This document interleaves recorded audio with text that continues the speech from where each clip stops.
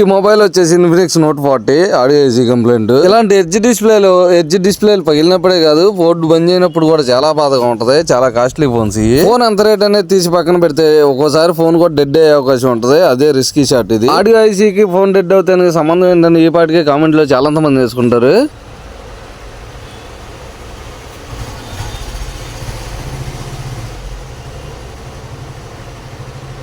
Dead అవడానికి ఖచ్చితంగా సంబంధం ఉంటది. అదేంటో వీడియో లాస్ట్ దాకా చూడండి, నేనే చెప్తా. దీనికి బేసిక్ గా చేయాల్సిన రింగర్ చెక్కింగ్ కూడా ఓకే, మిడిల్ స్టిప్ కూడా ఓకే. ఇలాంటప్పుడు మన టెక్నీషియన్ వాడాల్సిన main tool Borneo schematic. Main tool అని ఎందుకన్నానంటే వాడే చాలా మంది తెలుసు, వాడిన వాళ్ళ కోసం చెబుతున్నా. చూడండి, బోర్డు లో చాలా ఐసీలు ఉంటాయి. ఆ ఐసీలు ఆడియో ఐసీ అయితే నీకు తెలియకపోతే ఇలాంటి డయాగ్రామ్ లో చూసుకోవచ్చు.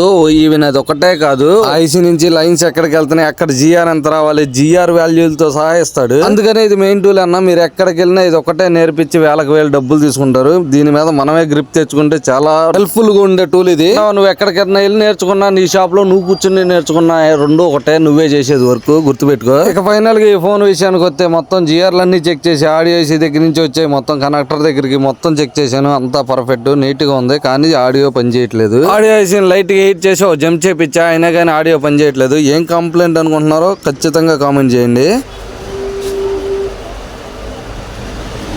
ఆడియో ఐసీ అయితే 100% వర్కింగ్, కానీ ఒక్క ఐసీ రీబాల్ తో మాత్రం 100% సాల్వ్ చేశాయి ఈ ఫోన్ ని. అదే ఐసీనో తెలిస్తే కామెంట్ చేయి. తెలుసుకుందాం అంటే కింద బయోలో లాంగ్ వీడియో లింక్ ఉంది, క్లిక్ చేసి చూసేయి.